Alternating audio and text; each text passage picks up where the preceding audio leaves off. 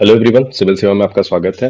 और सीएचएसएल का लगभग लगभग इस बार उतना डेटा तो नहीं हो पा रहा है जितना मुझे एक्सपेक्टेड था। हाँ, लेकिन फिर भी करीब 30,000 का ये सब्जेक्ट वाइज डेटा है।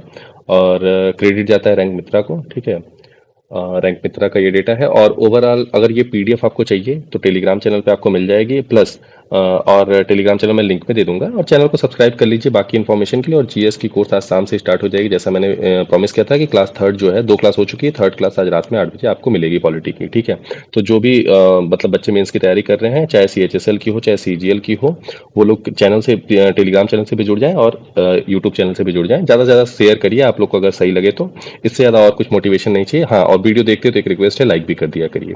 ठीक है, तो चलिए शुरू करते हैं आज की बात। देखिए, ये करीब करीब 62,000 मैंने रैंक आईक्यू का डेटा लिया है, और सीएचएसएल का जो रैंक मित्रा था उसका 30,000 के करीब डेटा है। तो रैंक मित्रा का एक मैं सब्जेक्ट वाइज वेरिएशन बता दे रहा हूँ, लेकिन मैंने जो कट ऑफ के लिए डेटा लिया ना, वो रैंक मित्रा आईक्यू का लिया है, क्योंकि उसके पास करीब करीब 60 प्लस, मतलब 62,000 के अराउंड डेटा है। तो ओवरऑल जो मिक्सअप कह देंगे 70,000 से 80,000 के बीच में डेटा, मतलब प्लस ही जाएगा ये मिला जुला के। ठीक है। तो चलिए देखते हैं क्या रहा। तो देखिए, सब्जेक्ट वाइज बात करें ना, तो रीजनिंग में सबसे टफ जो शिफ्ट आई थी वो 10 तारीख की रात वाली चौथी शिफ्ट आई थी, 34 नंबर की। और जो सबसे इजी शिफ्ट आई थी ना, वो 14 तारीख की। ये पीडीएफ के लिए आप टेलीग्राम चैनल को ज्वाइन कर लीजिएगा, टेलीग्राम पे मैं ये डाल दूंगा। ठीक है।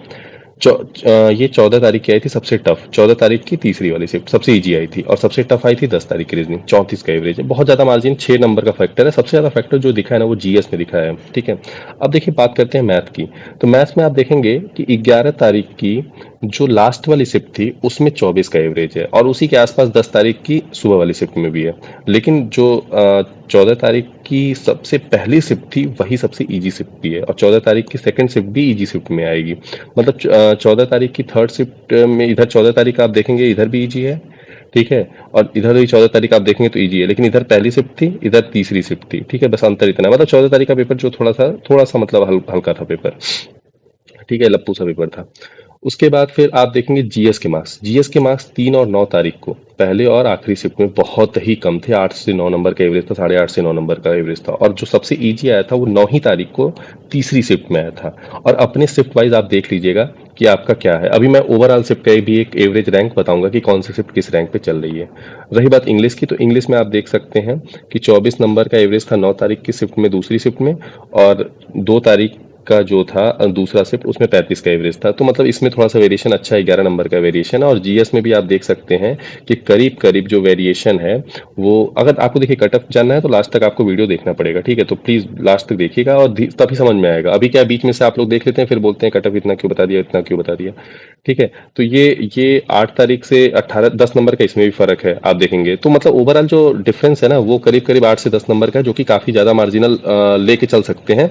लेकिन अगर पहले शिफ्ट से लेकर के आखिरी शिफ्ट में जो एवरेज मार्क्स का नॉर्मलाइजेशन है ना, वो अगर 10 से 15 नंबर के बीच में रहता है तो वो माना जाता है कि उतना तो रहेगा, क्योंकि 30 से 40 शिफ्ट में एग्जाम हो रहा है, तो उतना तो वेरिएशन बनता है। लेकिन अगर ये 25 नंबर के आसपास जाता है, जो कि सीजीएल में जाने की चांसेस हैं, तो दिक्कत आती है। ठीक है।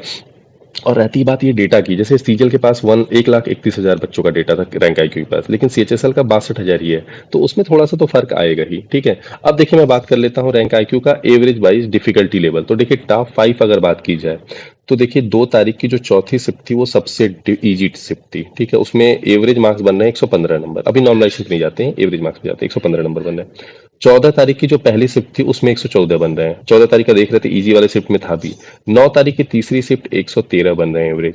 14 तारीख की दूसरी शिफ्ट 111। तो 14 तारीख का शिफ्ट थोड़ा सा इजी था, इसलिए टॉप 2 में आपको, टॉप 4 में 2 मिल गया। और फिर 4 तारीख की तीसरी शिफ्ट 111, मतलब 110 के ऊपर ये, मतलब मेजोरिटी ये 4 हैं, 111 से ऊपर ये 5 शिफ्ट हैं। ठीक है। उसके बाद बात करते हैं नीचे की।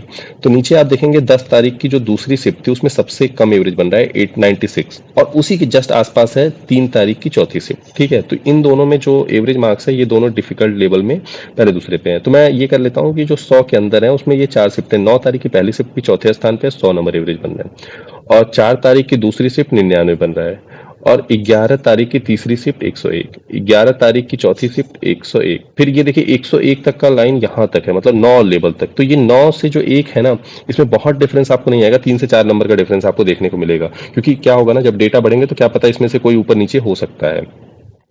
तो 103 तक आप देखेंगे, 103 तक यहाँ तक है। तो एक ये जो शिफ्ट है इसमें मार्क्स इस बार सीजीएल में इन शिफ्टों में थोड़ा सा नुकसान आपको देखने को मिल सकता है, लेकिन इन शिफ्टों में आपको अच्छा खासा प्रॉफिट देखने को मिलेगा मार्क्स में, ठीक है। और इतना भी नहीं, मतलब हाँ, लेकिन ये जो है ना, इन दोनों में ज्यादा मार्जिनल डिफरेंस नहीं रहेगा। जैसे अब आप देख रहे होंगे कि ये लेवल 7 मान लो 101 है, तो ये 2 ही नंबर का फर्क है 18वें पे, तो मतलब 12 शिफ्ट का डिफरेंस आ गया है। लेकिन ओवरऑल जो डिफरेंस है ना, वो 2 नंबर का है, 2 से ढाई नंबर का।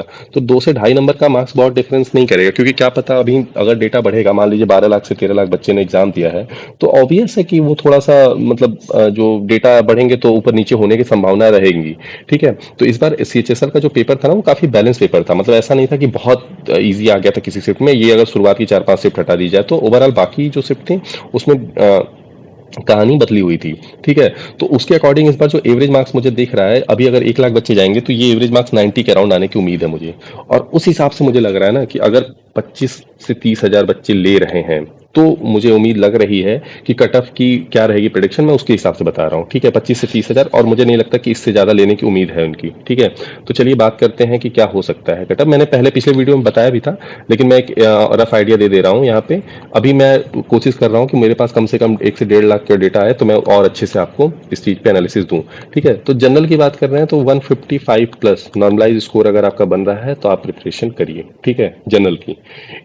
ओबीसी की मैं बात करूं तो करीब करीब 153 प्लस है, या एक तो आप करिए, ठीक है। और ईडब्ल्यूएस की बात करूं मैं, ईडब्ल्यूएस की बात करूं तो अगर आप 154 153 प्लस हैं तो भी आप करिए इसमें। नॉर्मलाइज स्कोर की बात कर रहा हूँ मैं, ठीक है, नॉर्मलाइज स्कोर की बात कर रहा हूँ, क्योंकि मुझे ऐसा लग रहा है कि इस बार एवरेज मार्क्स डाउन की साइड जा रहा है। तो लास्ट ईयर जैसा ही कट ऑफ होगा, भले 10 हजार बच्चे कम लिए जाए, ठीक है।